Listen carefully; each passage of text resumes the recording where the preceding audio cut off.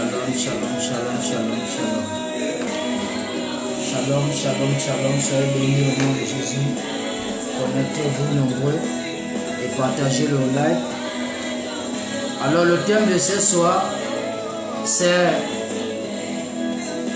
as-tu une femme ou une lame? As-tu une femme ou une lame? Ou encore, en anglais c'est: have you got a wife or a knife? Have you got a wife or a knife? As-tu une femme ou un couteau? Alléluia. Prophète, pourquoi tu donnes ce thème? Sois béni toi qui t'es connecté. Fais un partage. Fais un partage à ce que les autres puissent aussi regarder. Invite les autres, dites que le prophète a déjà commencé. Soyez bénis, vous qui êtes connectés au nom puissant de Jésus.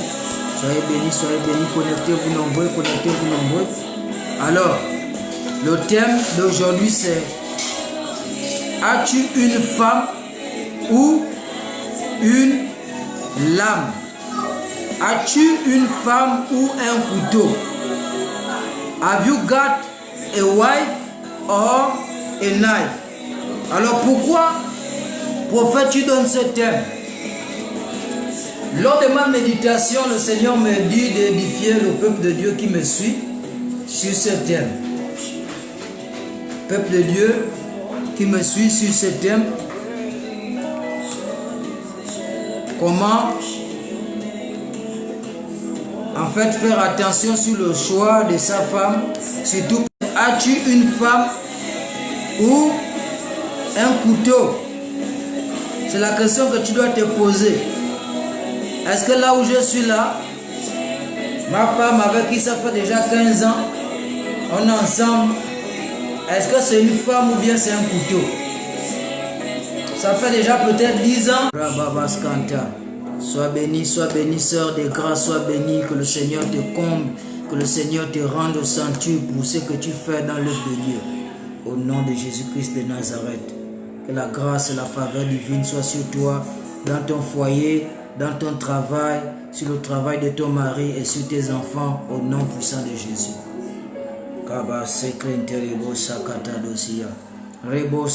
Alors, le thème c'est: as-tu une femme ou un couteau? Ou as-tu une femme ou une lame? J'ai mis lame parce que ça rime avec femme.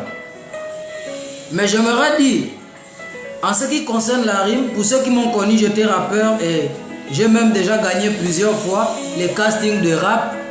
À ce qui concerne les rimes, quand j'étais au lycée Charles Meffan, le lycée d'État Charles Meffan Lambaréné, à l'hôtel de ville, je crois en 2006, 2006 ou 2007, 2006-2007, j'ai eu un grand prix par le meeting de Richard Auguste Nouvier sur la pandémie du sida aussi, parce que j'ai fait un texte sur le sida. J'avais reçu un prix là-bas.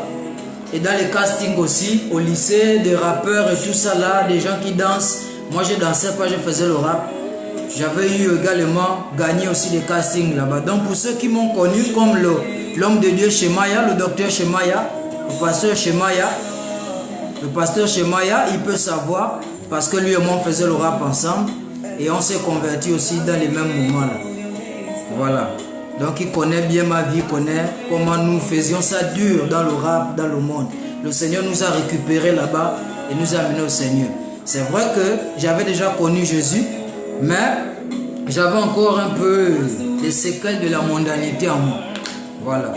Et quand nous avons résolu de nous consacrer au Seigneur, nous l'avions fait. Voilà, donc c'était pour rimer lorsque j'ai donné le thème que as-tu une femme ou une lame? Et j'aimerais aussi ajouter dans le même sens de rime, est-ce que tu es une femme ou une flamme? Tu es une femme ou bien tu es une flamme? Tu es une femme ou bien tu es une lame? En anglais aussi il y a la rime. Are you a wife or a knife? Are you a wife or a knife? Donc c'est toi-même qui dois savoir si tu es une femme qui me suit. Est-ce qu'auprès de ton mari tu es une flamme est-ce que tu es une femme? Est-ce que tu es un couteau ou une lame? Alors, je vais lire dans Proverbe 18. Proverbe 18 à partir du verset 21.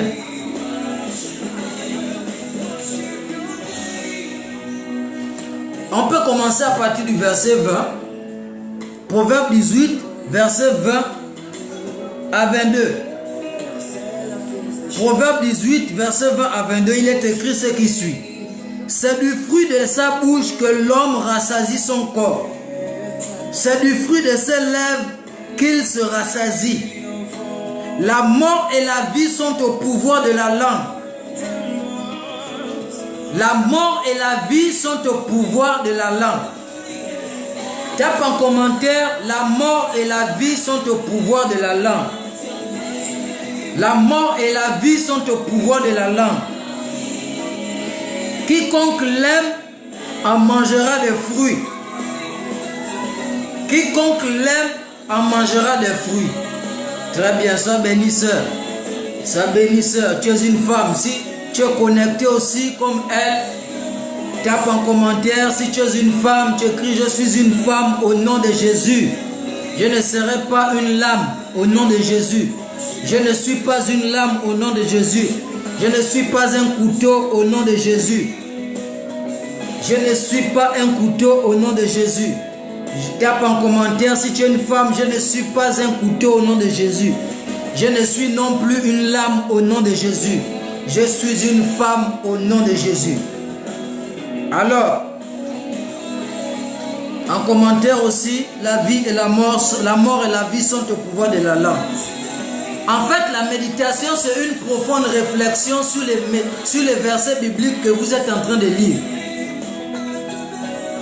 En fait, votre esprit va en communion avec Dieu pour recevoir des informations qui sont cachées derrière la lettre, qui sont cachées dans l'esprit. Voici pourquoi la Bible dit, la lettre tue, mais l'esprit vivifie.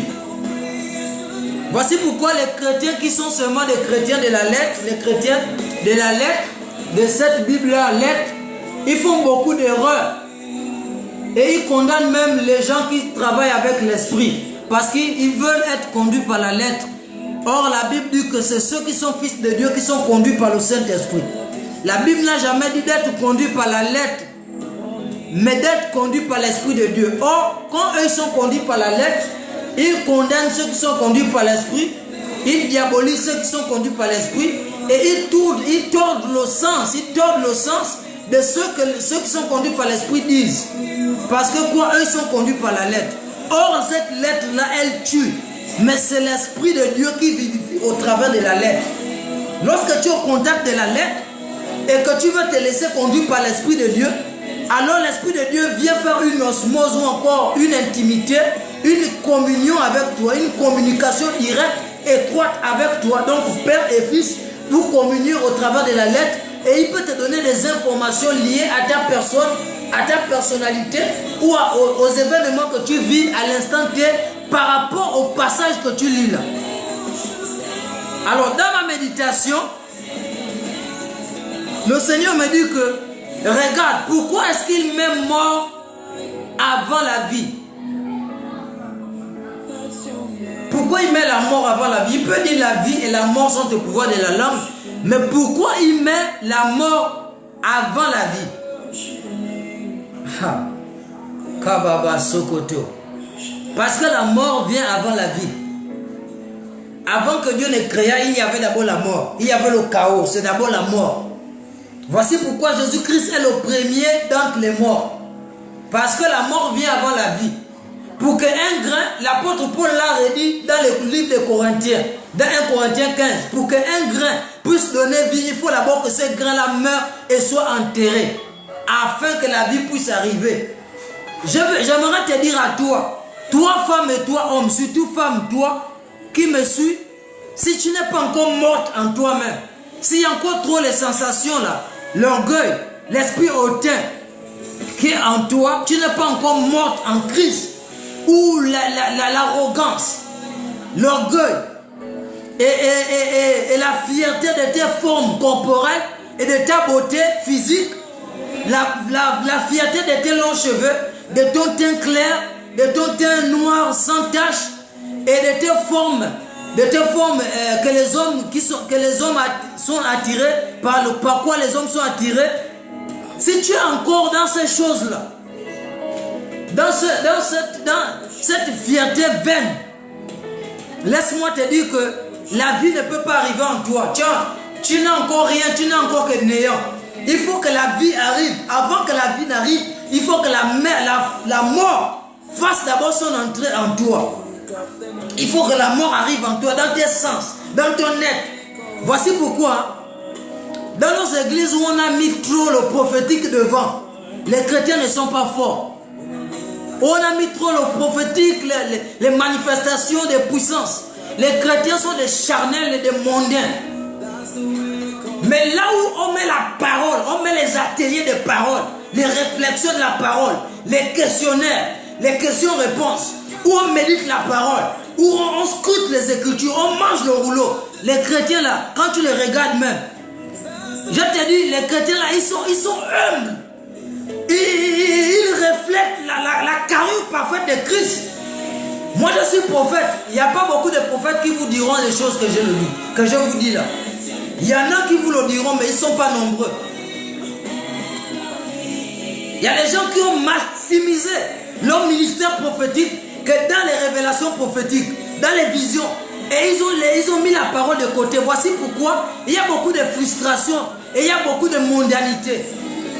Parce que la parole ne fait pas, n'est pas dans leurs entrailles. Ils n'ont pas mangé le rouleau. Ils sont charnels. Ils sont ballottés. Et lorsque un frère amène une réforme, il ne cherche pas à se connecter à l'esprit pour savoir si la réforme là vient de Dieu ou ça vient du diable. Il commence directement à parler vite, sans pourtant réfléchir, sans pourtant discerner. Voici pourquoi je vous encourage, à vous hommes de Dieu, à vous femmes de Dieu, à vous parents, enseignez les enfants les Écritures. C'est les Écritures qui modèlent même une femme. Pour que tu veux que la femme soit assise, elle soit bien là. Il faut l'enseigner les Écritures, il faut qu'elle mange ça.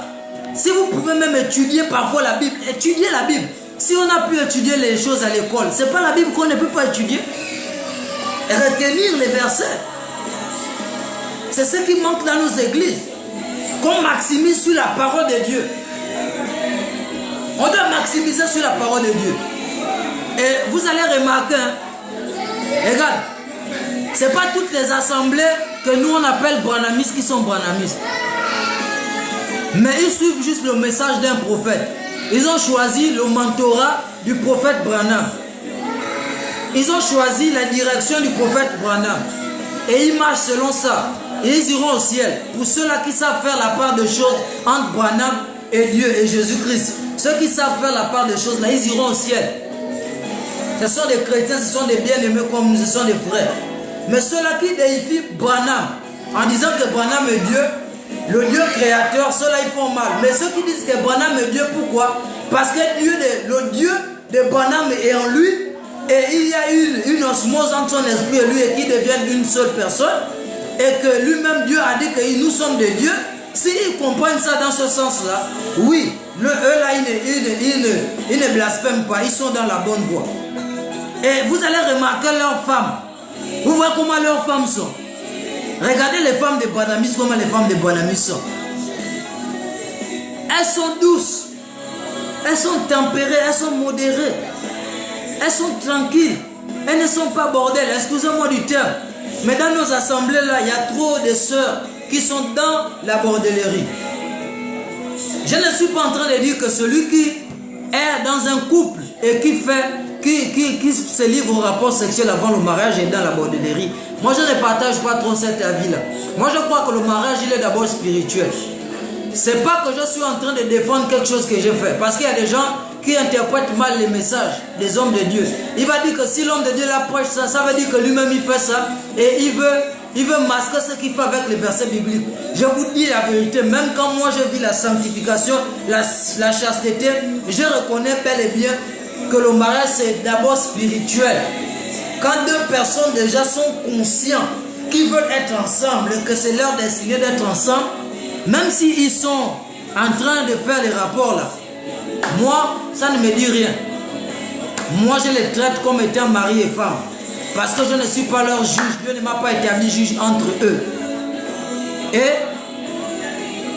avant, je diabolisais les anglophones quand ils prophétisent. Je vois les anglophones, ils prophétisent. Ils prophétisent, ils prophétisent.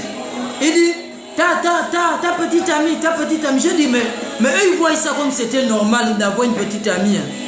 Pourquoi les anglophones, quand ils prophétisent, ils parlent de petite amie? Jusqu'à ce que le Seigneur me donne le passage dans Malachie, où il dit que j'ai horreur que tu répudies la femme de ta jeunesse, ta compagne. Lorsqu'on parle de la femme de ta jeunesse et on parle de ta compagne, ça veut dire la fille avec qui tu vis mais que tu n'es pas marié. Elle est encore ta compagne mais elle n'est pas ton épouse, elle n'est pas encore ta femme. Et le Gabon a une tradition diabolique où on bloque les mariages, on a rendu les mariages un commerce. On a fait de ça une cérémonie, un commerce. Ça devient un joug, alors que c'est quelque chose de symbolique, c'est quelque chose pour honorer les parents, pour honorer les deux familles et pour donner les bénédictions pour que le couple puisse prospérer, puisse enfanter et tout ça. Parce que à part le mariage, il y a toute une vie. La femme de la mariée là, elle sera un jour malade, elle peut avoir un jour des problèmes et qu'elle va faire recours à son beau-fils. Il y a des choses qu'il faut arrêter. Il y a des choses qu'il faut arrêter dans la vie chrétienne. C'est ce qui fait que le Gabon a des problèmes dans le domaine du mariage. Et voici pourquoi la société gabonaise n'est pas très solide. Pourquoi? Parce que la cellule familiale n'est pas solide. Pour que la famille, pour qu'une nation soit solide, il faut que la cellule familiale soit solide. Et pour que la cellule familiale soit solide, ça passe par le mariage. Voici pourquoi il y a certains enfants qui ont des problèmes d'éducation. Pourquoi? Parce qu'ils n'ont pas grandi dans un foyer stable, dans un foyer où il y a le père et il y a la mère. C'est des choses qu'on doit se battre. En tant qu'homme, on n'est pas parfait.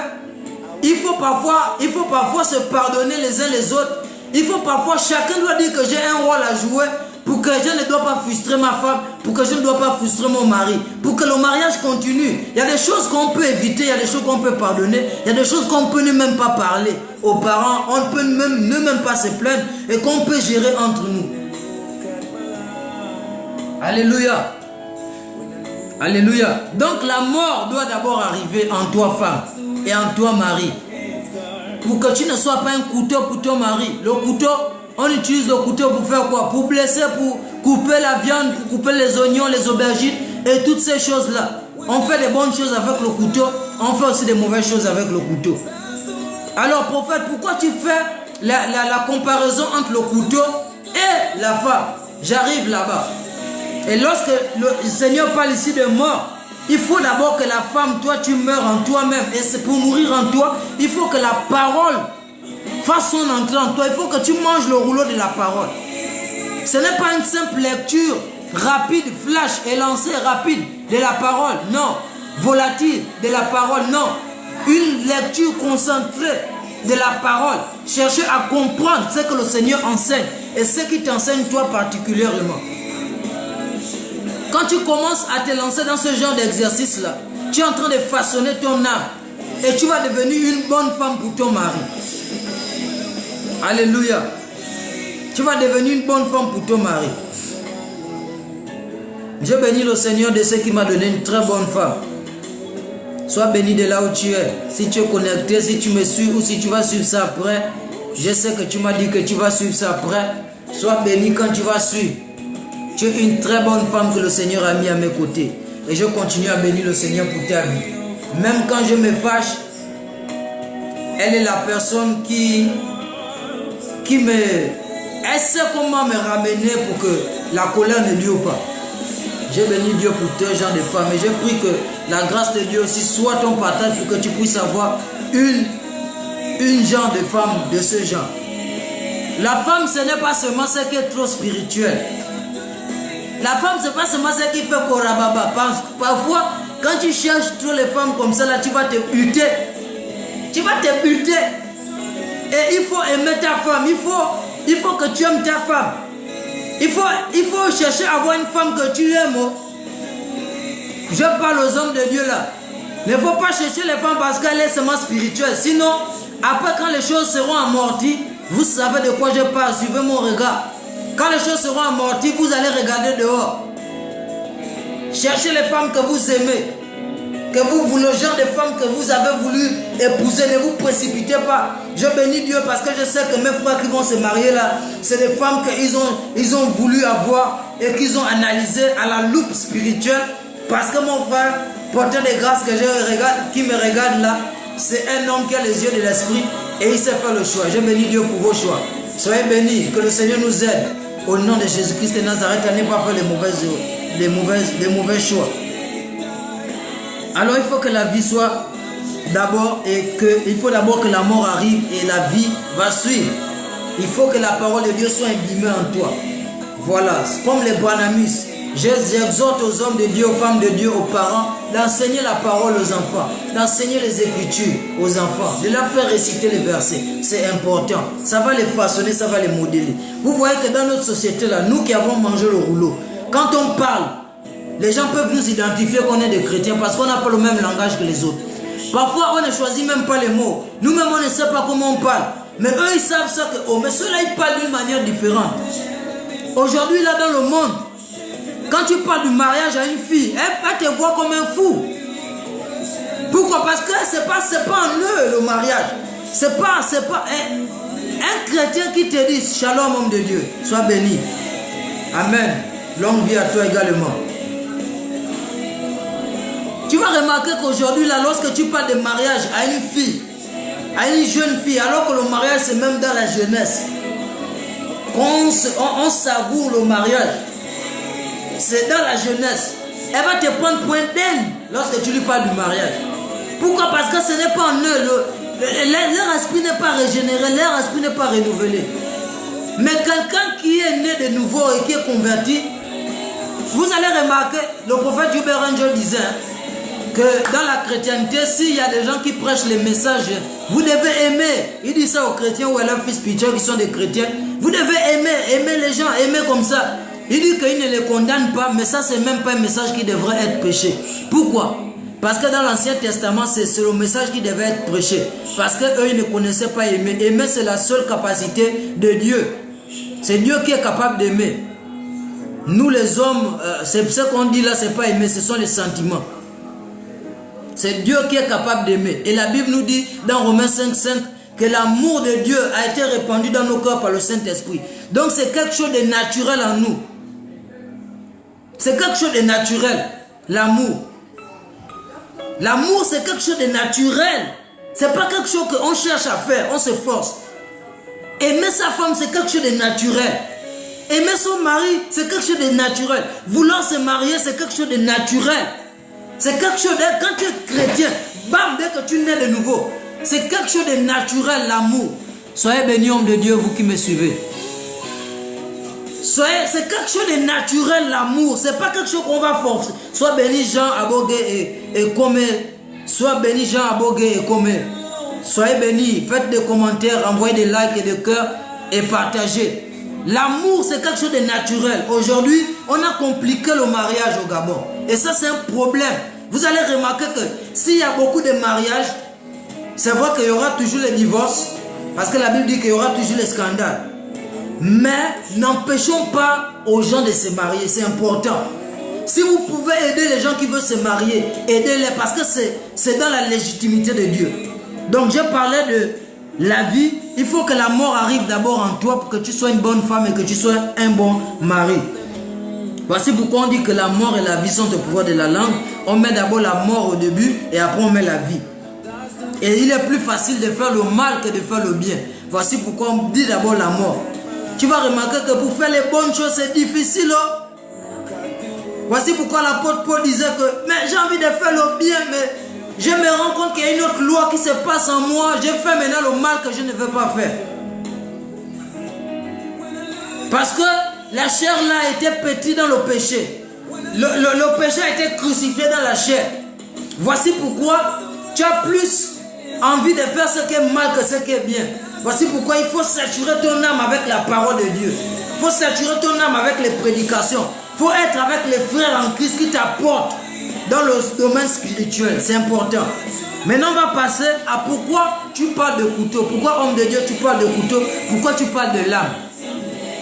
Vous allez remarquer ici, pourquoi le Seigneur parle de la vie et la mort sont au pouvoir de la langue, quiconque aime en mangera des fruits. Et le verset 22, il parle directement de celui qui trouve une femme à trouver le bonheur. Tu penses que c'est au hasard que ça a été écrit? Ici, là, en grec, la bouche ou encore la langue, la bouche en grec c'est stoma, qui signifie couteau. Donc, voici pourquoi il dit que la vie et la mort sont au pouvoir de la langue et quiconque aime en mangera des fruits. En fait, la bouche est comme un couteau. La bouche est comme un couteau. La bouche est comme un couteau. Lorsque tu déclares des choses avec ta bouche, tu déclares que la pauvreté est détruite. Tu es en train de détruire la pauvreté avec le couteau de ta bouche. Voici pourquoi vous voyez que Jésus a apparu avec une épée aiguë dans sa bouche. Une épée flamboyante aiguë sortait de sa bouche dans l'Apocalypse. Pourquoi? Parce que la langue est le symbole du couteau ou encore de la bouche. Voici pourquoi en grec, ici la langue ou encore la bouche c'est stoma, qui signifie langue ou encore bouche, qui signifie bouche.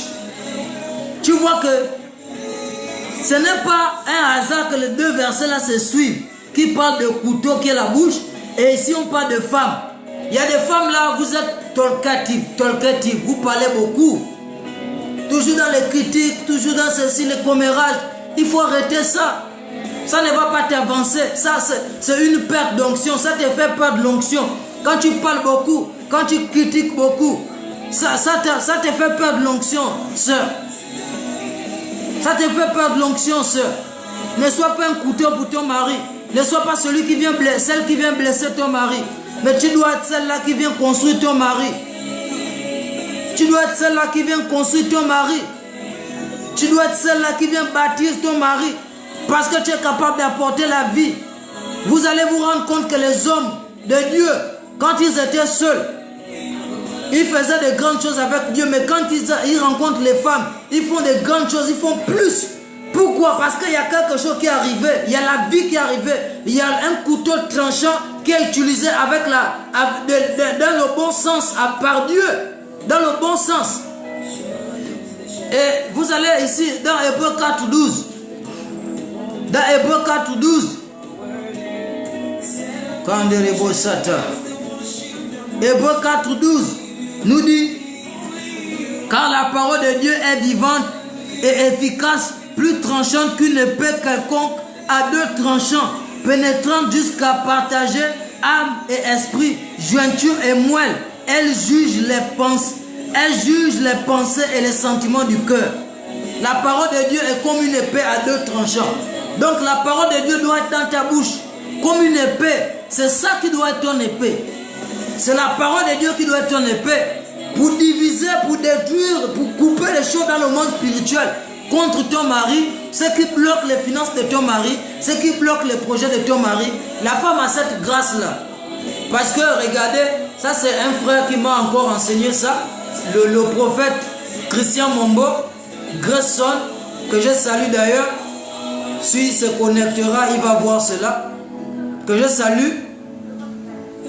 Il m'a dit que comme la femme a la matrix, elle a la capacité de reproduire les enfants, de concevoir et de garder l'enfant dans cette zone-là.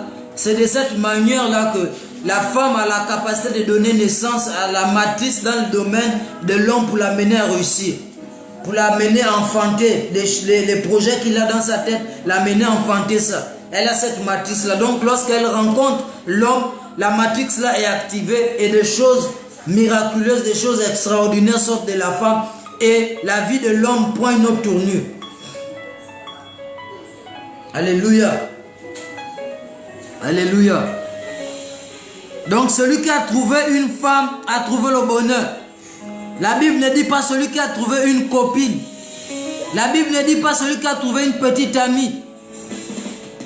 La Bible ne dit pas celui qui a trouvé une compagne dans ce contexte ici. La Bible dit celui qui a trouvé une femme. Frère, soeur, frère, homme de Dieu, femme, homme de Dieu, serviteur de l'Éternel, ou frère simple, frère dans la chair, frère biologique. Si tu as trouvé une femme qui consent vivre avec toi, être la mère de tes enfants et te soutenir dans l'œuvre de Dieu et dans ta marche jusqu'à ce que la mort vous sépare, la Bible dit que tu as trouvé le bonheur. Cette femme-là, elle est appelée bonheur. C'est ton bonheur. C'est ton bonheur. Il ne faut pas la faire souffrir. Il ne faut pas la faire regretter. Il ne faut pas lui faire pleurer. Il ne faut pas lui faire regretter. Il ne faut pas lui faire pleurer. Il ne faut pas lui faire souffrir. Il faut la comprendre. Il faut l'écouter. Parce qu'elle est ton bonheur. Elle est ta perle. Elle est ton bijou. Que tu dois garder avec jalousie. Parce que c'est rare de voir une femme aimée. Je vous dis la vérité, c'est rare de voir une femme aimée. Les femmes n'ont pas trop cette capacité d'aimer. Vous allez vous rendre compte que dans les séparations, la plupart du temps, ceux qui pleurent dans les séparations, ce sont les hommes. Ce sont les hommes qui pleurent. Moi, dans les histoires d'adolescence des enfants, lorsque les enfants s'aiment, les jeunes adolescents s'aiment, ceux qui pleurent beaucoup plus, pleurer les larmes physiques, ce sont les hommes. Si tu vois la femme pleurer, c'est rare. Et la majeure de partie, quand les femmes aiment l'homme, c'est quand l'homme a beaucoup de matériel, a beaucoup des affaires, il est beaucoup influent. Ça, c'est une réalité. Ça, on ne peut pas se voiler la face. Les femmes sont comme ça. Pourquoi? Parce que ce n'est pas de leur faute. C'est parce que Dieu les a créés, le jardin d'Éden était déjà là, tout était déjà positionné. Donc les femmes aiment que l'homme a déjà la position avant d'arriver dans leur vie. Mais femme, tu es capable aussi d'amener la position dans la vie de l'homme. Tu n'es pas seulement celle-là qui est appelée à venir te positionner là où il y a déjà la position. Tu es aussi celle-là qui est capable d'amener la position dans la vie de cet homme-là.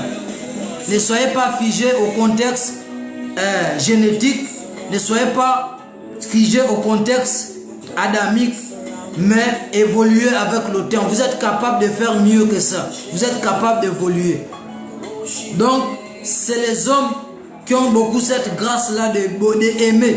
Et les hommes perdent aussi cette capacité d'aimer là lorsqu'ils ont beaucoup d'argent. Ils veulent maintenant se venger et se rattraper du temps passé lorsqu'ils étaient jeunes et lorsque les femmes leur faisaient souffrir. Ils veulent maintenant avoir beaucoup d'aventures, beaucoup de relations et ils finissent par oublier les femmes de leur jeunesse et les femmes qui les supportent et qui veulent les aider. Donc si tu as trouvé une femme qui est décidée, quelle que soit la beauté des autres hommes qu'elle va voir dehors, elle est directe, elle est décidée d'être avec toi. Parce que les bels hommes, il y aura toujours. Les hommes plus riches que celui qui est avec toi, il y aura toujours. Mais une femme qui est déjà sage, assise, mature, et dit que la vie est vanité, je ne dois plus chercher à avoir encore les blancs, les rouges, les jaunes ou quoi. Moi, j'ai décidé d'être avec mon homme. Il faut honorer ce genre de femmes-là et il faut les aimer parce que c'est un bonheur. Il faut beaucoup les soutenir. Alléluia. Alléluia. Jacques 3,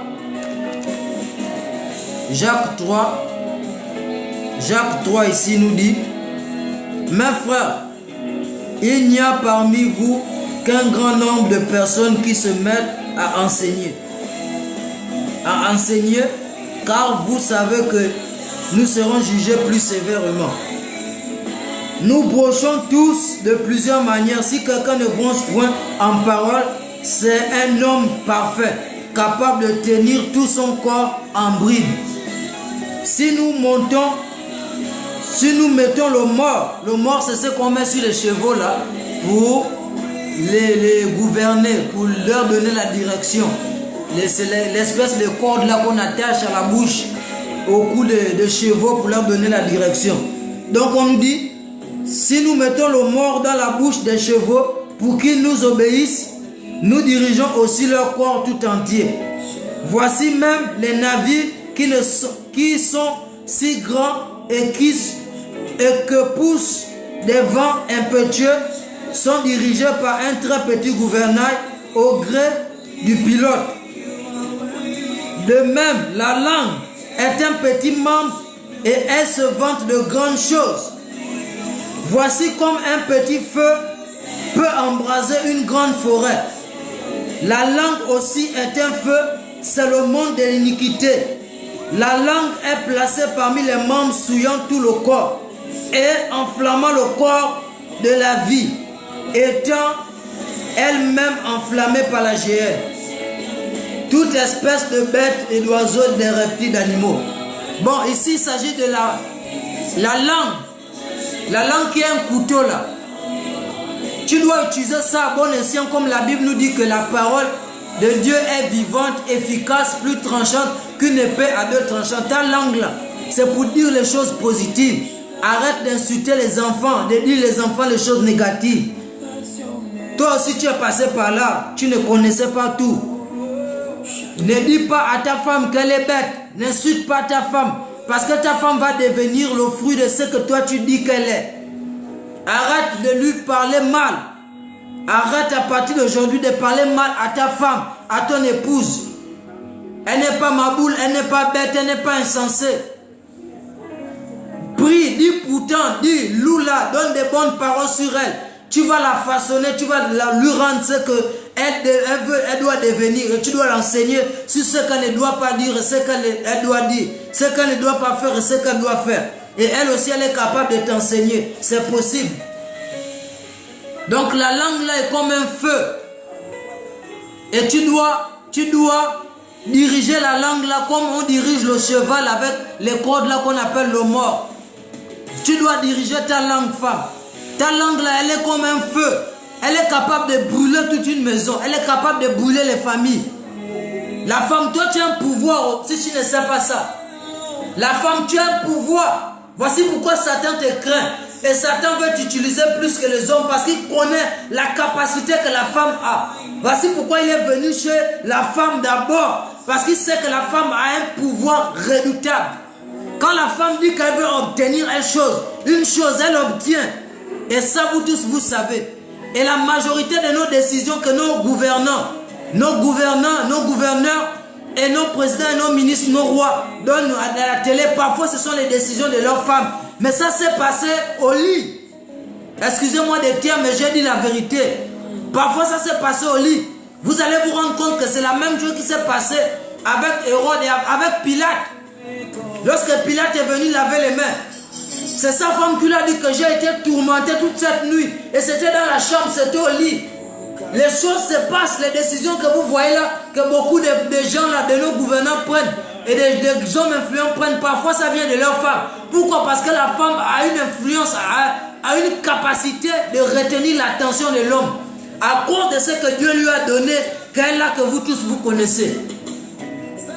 Tu es capable d'utiliser la grâce et la puissance et le charme que tu as pour des choses positives, pour construire, pour bâtir. La femme, c'est celle-là qui bâtit sa maison. Mais la femme insensée, c'est celle-là qui la renverse de ses propres mains, déclare les proverbes. La femme bâtit et la femme aussi détruit. Voici pourquoi l'objet, la personne que le diable a beaucoup utilisée pour détruire les hommes, c'est la femme. Et l'objet aussi, plutôt la personne que Dieu aussi a beaucoup utilisé, même dans la Bible, c'est la femme. Les gens sont voilés, ils ne savent pas ça.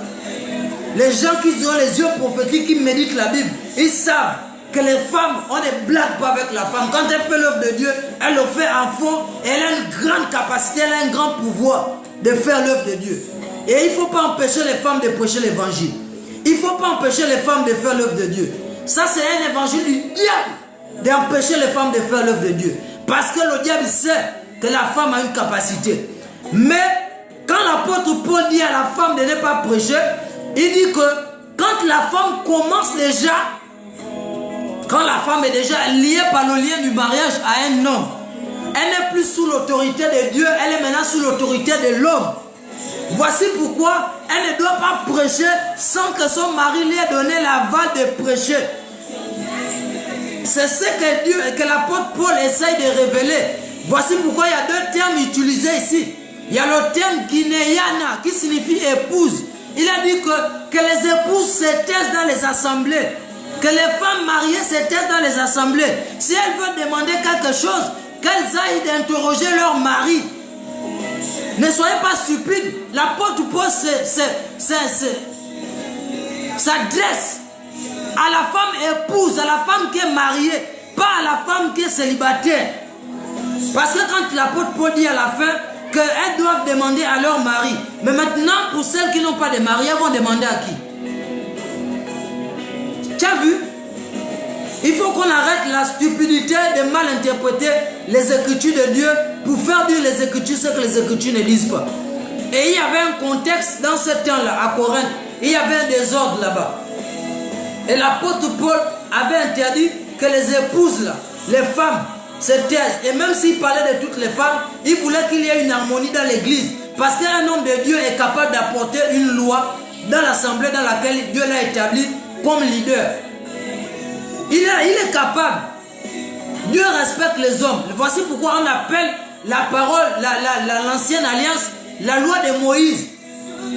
Dans la loi de Moïse, là, il y avait la loi de Dieu à l'intérieur.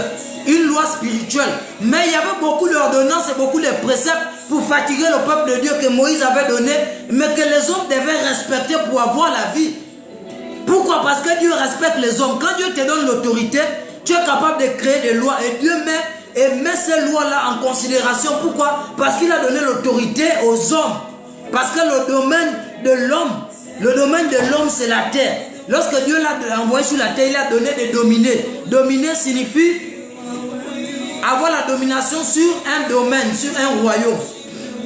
Et le royaume de l'homme, donc dominer, dominion. Dominion, donc la domination.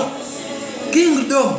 Kingdom en anglais c'est le royaume, qui signifie le domaine où le roi exerce. Donc le domaine où les rois que nous sommes, parce que Jésus-Christ est le roi des rois, nous sommes les petits rois, en dessous de Jésus, nous régnons ici sur la terre. Nous sommes des rois, nous régnons ici sur la terre. Et quand nous régnons, Kababa Sekete, Rebaba Skonta, nous sommes des rois et nous sommes capables de décider. Et lorsque nous décidons,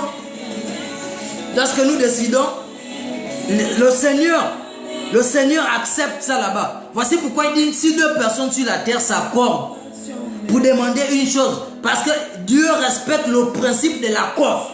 Quand tu allais chez cet homme de Dieu, qu'est-ce que tu t'avais dit? Qu'est-ce que tu t'étais accordé avec lui? Maintenant, si tu brises l'accord, là tu es en défaillance. Dieu respecte l'accord et Dieu respecte les hommes. Alléluia. Alors tu dois être un feu. Toi femme, tu dois être une flamme. Tu dois taper même en commentaire, je suis une flamme de l'Éternel. Pas une flamme du diable pour brûler, pour faire le désordre, mais une flamme de l'Éternel que Dieu utilise pour sa gloire. Femme, tu n'es pas un couteau et tu ne dois pas être un couteau. Femme, tu n'es pas une lame et tu ne devrais pas être une lame. Tu es une flamme qui doit briller et que le monde entier voit ta lueur. Tu n'es pas n'importe qui femme. Dans la Bible, là, ce sont les femmes qui ont fait de grandes choses. Si je vous parle des mystères de Marie de Magdala, que vous ne connaissiez pas auparavant, vous allez crier. Certains mystères, je les ai apprises de mon mentor, le prophète des nations, Yvan Okia, qui est actuellement en France.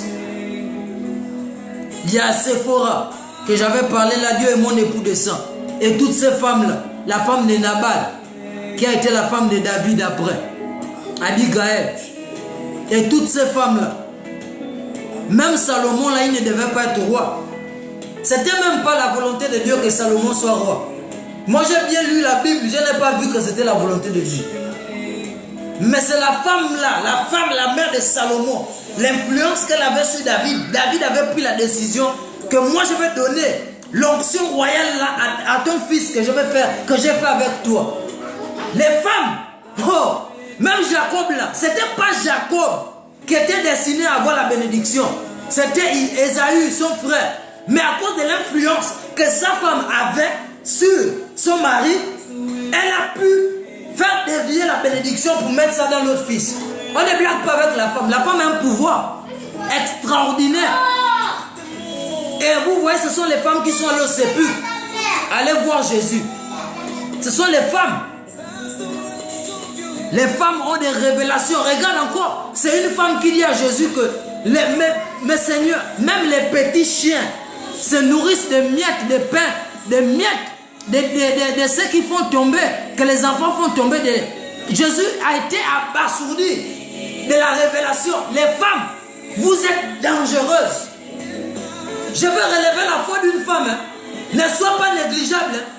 Les Juifs négligent les femmes à cause de leur sexe. C'est Dieu qui a voulu que le sexe de la femme soit ainsi. Que le sexe de la femme soit intérieur et que le sexe de l'homme soit extérieur. Il n'y a pas de jugement à faire là-dessus. Et tout ce que Dieu a fait est bon. La Bible dit que quand il a créé l'homme et la femme, c'était bon. C'était très bon. Ne soyez pas complexés parce que vous êtes femme. Non, vous êtes capable de faire les exploits avec le Seigneur, de faire de grandes choses.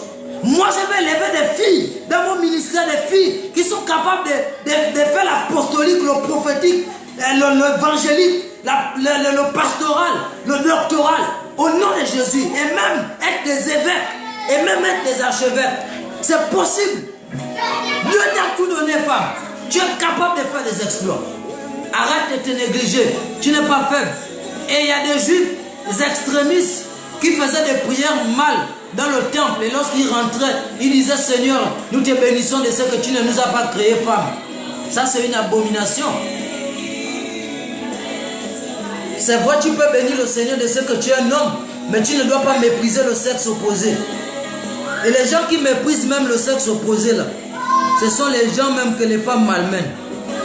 Ceux qui dans leurs assemblées qui maltraitent les femmes là, eux-mêmes ils sont là. Si leur femme là leur coince pendant des mois, il va commencer, même l'évangile là, il va commencer maintenant à déambuler dans les rues pour siffler les filles, pour faire les conneries en cachette.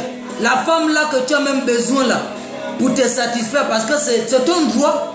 Dieu a donné la femme pour que l'homme se réjouisse de la femme. C'est ton droit de te satisfaire avec ta femme, d'être épanoui dans le domaine conjugal. C'est ton droit. Mais il faut savoir que la femme est importante et la femme est nécessaire. Et la femme est un être humain comme toi. Elle a le même souffle que toi. Et qu'elle a une âme comme toi, elle a un esprit comme toi. Elle n'est pas différente de toi, sinon la chair qui est différente. Et la Bible dit que la chair ne sert de rien. C'est l'esprit qui vivifie. La chair ne sert de rien. Et le service que nous avons à l'Éternel, ce n'est pas un service charnel, c'est un service spirituel. Et ceux qui doivent suivre, la Bible dit que Dieu est esprit. Et ceux qui l'adorent en esprit et en vérité. Donc les femmes ont aussi des esprits. Elles doivent adorer en esprit et en vérité. Elles aussi, elles doivent avoir des appels. Elles sont permis d'avoir les mêmes appels que nous. Il faut arrêter ce qu'on vous fait. Le tribalisme spirituel, le banditisme spirituel, le racisme spirituel, le rabougrissement et toutes ces choses. Arrêtons ça dans la vie chrétienne. Vivons une vie chrétienne comme le Saint-Esprit veut et nous serons bénis. Femme, tu as de la valeur et Dieu a des projets sur toi, des projets de paix et non de malheur. Je prie que tu sois une femme de feu dans la prière, dans la méditation, dans l'évangélisation et dans tous les domaines. Que ton foyer soit stable, soit béni au nom puissant de Jésus. J'espère que j'ai été une bénédiction pour vous. Vous allez même vous remarquer que le temps de la Pentecôte, la Bible déclare que des langues semblables à des langues de feu sont tombées sur les apôtres et sur tous ceux qui étaient présents le jour de la Pentecôte à Acte 2. Les langues. Pourquoi les langues? Parce que la vie est sur la langue. Donc, parlez des choses positives sur vos vies. Déclarer des choses. Homologia. Homologia, c'est le mot grec qui dit confessez la même chose que Dieu dit de vous. Confessez ça dans votre vie. Homologia ces choses.